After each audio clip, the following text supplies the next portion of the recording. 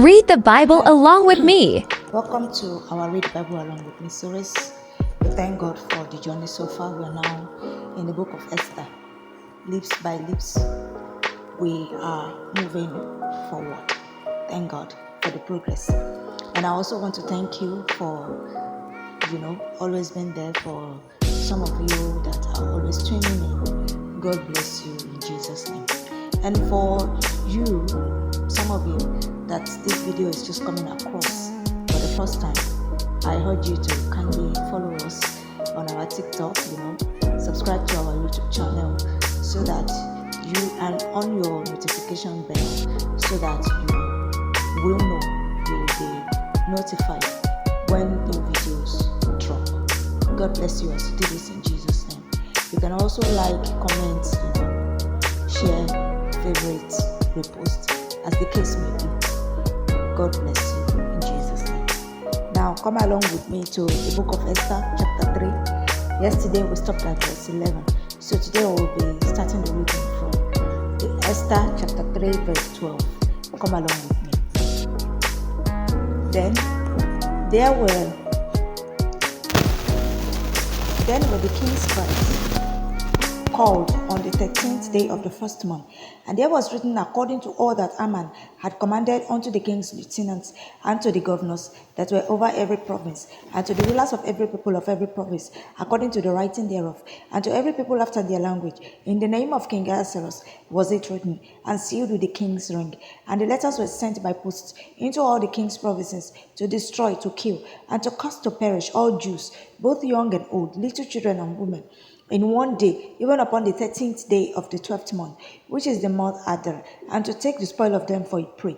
The copy of the writing for a commandment to be given in every province was published unto all people, that they should be ready against that day.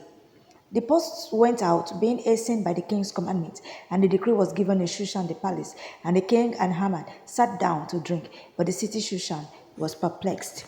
Chapter 4. When Mordecai perceived all that was done, Mordecai rent his clothes, and put on sackcloth with ashes, and went out into the midst of the city, and cried with a loud and bitter cry, and came before the king's gate, for none might enter into the king's gate clothed with sackcloth. And in every province, whithersoever the king's commandment and his decree came, there was great mourning among the Jews, and fasting and weeping and wailing, and many lay in sackcloth and ashes. So Esther's maids and her chamberlains came and told it her. Then was the queen exceedingly grieved. And she sent raiment to clothe Mordecai, and to take away his sackcloth from him, but he received it not. Then called Esther for attack, one of the king's chamberlains, whom he had appointed to attend upon her, and gave him a commandment to Mordecai to know what it was and why it was. So Attack went forth to Mordecai unto the street of the city, which was before the king's gate. And Mordecai told him of all that had happened unto him, and of the sum of the money that Haman had promised to pay to the king's treasurers for the Jews to destroy them. Also, he gave him the copy of the writing of the decree that was given at Shushan to destroy them, to show it unto Esther, and to declare it unto her, and to charge her that she should go in unto the king, to make supplication unto him, and to make request before him for her people. And Attack came and told Esther the words of Mordecai. Again Esther spake unto Attack, and gave him commandment unto Mordecai. All the king's servants and the people of the king's provinces do know that whosoever, whether man or woman, shall come unto the king into the inner court, who is not called, there is one law of his, to put him to death, except such to whom the king shall hold out the golden scepter, that he may live. But I have not been called to come in unto the king these 30 days. And they told Mordecai Esther's words. Then Mordecai commanded to answer Esther, Think not with thyself that thou shalt escape in the king's house more than all the Jews. For if thou altogether holdest thy peace at this time, then shall their enlargement and deliverance arise to the Jews from another place. But thou and thy father's house shall be destroyed. And who knoweth whether thou art come to the kingdom for such a time as this? Then Esther bade them return Mordecai this answer, Go, gather together all the Jews that are present in Shushan, and fast ye for me, and neither eat nor drink 3 days, night or day. I also and my maidens will fast likewise, and so will I go in unto the king, which is not according to the law. And if I perish, I perish. So Mordecai went his way and did according to all that Esther had commanded him. Chapter 5. Now it came to pass on the third day that Esther put on her royal apparel and stood in the inner court of the king's house, over against the king's house. And the king sat upon his royal throne in the royal house, over against the gate of the house. And it was so, when the king saw Esther the queen standing in the court, that she obtained favor in his sight. And the king held out to Esther the golden scepter that was in his hand. So Esther drew near and touched the top of the scepter. Then said the king unto her, What wilt thou, Queen Esther, and what is thy request? It shall be given unto thee to the half of the kingdom. And Esther answered, If it seem good unto the king, let the king and Haman come this day unto the banquet that I have prepared for them. Then the king said, Cause Haman to make haste, that he may do as Esther had said. So the king and Haman came to the banquet that Esther had prepared. And the king said unto Esther at the banquet of wine, What is thy petition? And it shall be granted thee. And what is thy request? Even to the half of the kingdom it shall be performed. Then answered Esther and said, My petition and my request is, if I have found favor in the sight of the king, and if it please the king to grant my petition and to perform my request, let the king and Haman come to the banquet that I shall prepare for them, and I will do tomorrow as the king had said. Then went Haman forth that day, joyful and with a glad heart. But when Haman saw Mordecai in the king's gate, that he stood not up nor moved for him, he was full of indignation against Mordecai.